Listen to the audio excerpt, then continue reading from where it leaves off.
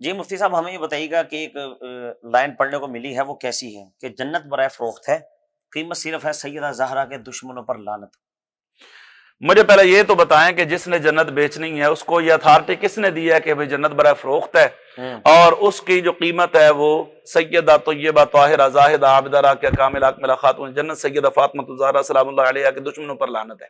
اچھا جی، پہلے تو یہ بتائیں کہ آپ کو یہ اتھارٹی کس نے دی ہے کہ جو آپ کے دشمنوں پر لعنت کرے گا تو وہ جنت میں جائے گا؟ کہاں گارنٹی ہے آپ کے پاس؟ اللہ آپ کے پاس کیا اتھارٹی ہے؟ آپ کو اللہ نے جنت کا ٹھیکیدار بنا دیا ہے، آپ کو جنت کا جناب منشی بنا دیا ہے کہ آپ بیٹھے وہاں ٹکٹیں بیچتے رہیں کہ جناب یہ کرے گا تو اس کو جنت دینی ہے، یہ نہیں کرے گا تو اس کو جنم دینی ہے۔ دوسری بات، کون بدبخت ہے جو سیدہ کائنات کو دشمن ہے؟ اللہ مجھے یہ ثابت کرے کہ جس نے کلمہ پڑھ لیا ہے، وہ یہودیوں کی بات نہیں کر رہا، میں عیسائیوں کی بات نہیں کر رہا، میں مشرکوں کی بات نہیں کر رہا، میں ہندوؤں کی بات نہیں کر رہا، میں مرزائیوں کی بات نہیں کر رہا، میں اس بندے کی بات کر رہا ہوں چاہے وہ کسی مکتبہ فکر سے تعلق رکھتا ہو، کسی بھی مکتبہ فکر سے میں تعلق رکھتا ہوں، میں دعوے سے کہتا ہوں جس نے امام الانبیاء سید الانبیاء تاجدار بطحہ صلی اللہ علیہ وسلم کا کلمہ پڑھ لیا ہے، اس کے دل میں حضور کی آل کی محبت نہیں ہو، ہم اس کو مسلمان مانتے ہی نہیں ہیں۔ قُلْ لَا أَسْأَلُكُمْ عَلَيْهِ أَجْرًا إِلَّا الْمَوَدَّةَ فِي الْقُرْبَى۔ اب پہلے تو سیدہ زہرا پاک کے دشمن ثابت کریں کہ کون دشمن ہے۔ اگر تو کافر ہیں، یہود و نصارہ ہیں، ان پر دشمن لعنت کرنے کی ضرورت نہیں ہے، وہ تو پہلے سے ہی لعن ملعون ہے، وہ تو پہلے سے لعنت شدہ ہے۔ تو اس کا مطلب آپ کیا سمجھتے ہیں کہ یہ کہنے والا کون ہے؟ یہ وہ خبیث لوگ ہیں جو معاذ اللہ خلفائے ثلاثہ تاردار صداقت حضرت سیدنا ابو بکر صدیق رضی اللہ تعالیٰ عنہ، مراد مصطفیٰ و مرید مصطفیٰ حضرت سیدنا عمر فاروق رضی اللہ تعالیٰ عنہ، اور حضرت سیدنا عثمان غنی رضی اللہ تعالیٰ عنہم، ان سب کو معاذ اللہ اچھا نہیں سمجھتے، اور یہ معاذ اللہ سمجھتے ہیں کہ یہ سیدہ کائنات کے معاذ اللہ دشمن ہیں، اور سیدہ کائنات کا معاذ اللہ انہوں نے مال وغیرہ غصب کیا اور حق مار لیا، یہ ان کو مطلب ہے کہ ان کا دشمن سمجھتے ہیں۔ اور یہاں کچھ لوگ، میں یہاں ایک بات اور واضح کرتا ہوں، کچھ لوگ یہاں بھی صحابہ کرام کی مخالفت میں اتنے بڑھ گئے ہیں کہ جو حضور کی اہل بیت ہے اس کو گھر والے بتاتے ہیں اور صحابہ کرام کو در والے بتاتے ہیں، اور وہ کہتے ہیں کہ در والے اور گھر والے برابر نہیں ہو سکتے۔ میں آپ کو یہ بات کہنا چاہتا ہوں کہ یہ قاعدہ کلیہ کہاں سے آیا ہے؟ کیا یہ داتا علی اجویری پاک نے فرمایا؟ کیا حضرت خواجہ معین الدین چشتی میری کا فرمان ہے؟ کیا بابا فرید کا قول ہے؟ کیا مولا علی پاک نے خود فرمایا ہے؟ یا حضور علیہ السلام کا فرمان ہے کہ یہ ہم نے لائن لگا دی ہے، ادھر در والے ہیں ادھر گھر والے ہیں؟ مقصد ان کا کیا ہے؟ مقصد یہ ہوتا ہے کہ معاذ اللہ لوگوں کے دلوں میں صحابہ کی عظمت ختم کی جائے۔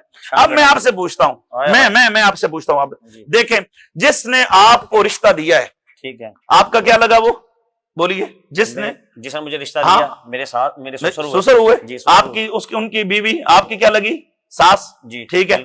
آپ کے جو ساس اور سسر ہیں وہ آپ کے وہ اہل خانہ میں سے شمار ہوں گے، گھر والوں میں شمار ہوں گے، یا جب وہ آئیں تو آپ ان کو بیٹھک میں بٹھائیں گے بھئی آپ در والے ہیں؟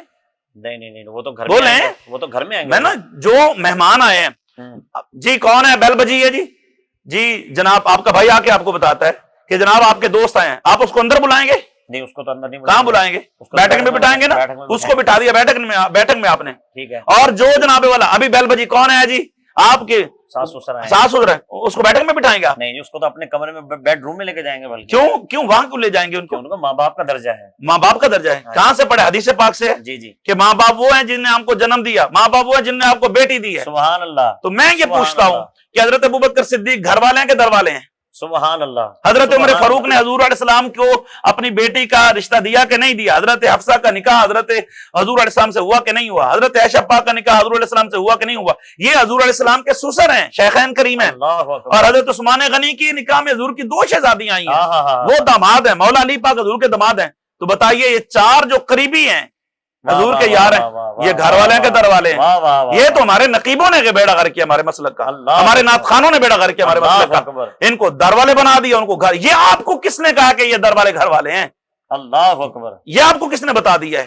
آپ اپنے اسٹیج سے تفضیلیت پھیلا رہے ہیں، آپ اپنے اسٹیجوں سے دوسروں کے مسلک کا کام، اپنے پیسے سنی دینے والے، آپ کی خدمت سنی کرنے والے ہیں، اور آپ اپنے پلے پلے سنیوں کو ان کی جولی میں ڈال رہے ہیں۔ شرم نہیں آتی آپ کو؟ کوئی حیا، کوئی شرم و حیا ہونی چاہیے۔ خرچ ہمارا، اسٹیج ہمارا، پیسے ہمارے، اشتہار ہمارا، لنگر ہمارا، تمبو ہمارے، کناتے ہماری، ساؤنڈ ہمارا، ہر چیز ہماری ہے، فائدہ ان کا ہو رہا ہے، اور آپ یہاں کھڑے ہو کر جو ہے ان کو در والے بنا رہے ہیں۔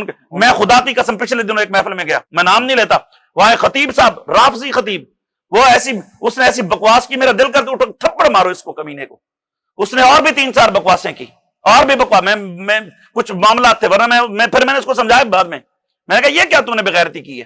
اب وہ کہہ رہا ہے جی وہ جو وہ اور تھے، یہ اور تھے، میں تیرے پاس کیا اختیارات ہیں؟ اور حضور علیہ السلام کی حدیث پاک ہے، سرکار نے وعدے فرمایا قیامت والے دن ہر رشتہ ختم ہو جائے گا، اللہ اکبر، لیکن جنہوں نے مجھے رشتہ دیا اور جن سے میں نے رشتہ لیا ان کا میرے ساتھ سلسلہ ختم نہیں ہو سکتا۔ اللہ اکبر، ٹھیک ہے اللہ نا؟ اکبر۔ تو یہ جو پوسٹ پہ لے جاتے ہیں زہرا کے دشمنوں پر لعنت معاذ اللہ، جی جی، ان پر لعنت ہے۔ زہرا کا کوئی دشمن ہے ہی نہیں، جو ہیں وہ کفار ہیں، ان کا جو دشمن ہے وہ مسلمان ہو ہی نہیں سکتا۔ مسلمان ہی نہیں، یہ ہم سنیوں میں یہ ان کو یہ محبت اہل بیت کا وہ ایک مطلب ہے کہ جذبات ابھار کے کہتے ہیں چلیں پوسٹ شیئر ہو جائے گی، اور ہم بھولے انجانے میں کرتے چلے جا رہے ہیں۔ ہم تو اس وقت تک سلام نہیں پہ، ہم سے بڑھ کر کون اہل بیت کا غلام ہے؟ ہم تو ہر نماز میں ان کے لیے جب تک سلام، ان کے لیے ان پر درود نہ پڑھے، اللہم صلی علی محمد وعلی آل محمد نہ پڑھ لے، ہم سلام ہی نہیں پھیرتے۔ سبحان اللہ، اللہ ہمارے مسئلوں کو محفوظ رکھے جی۔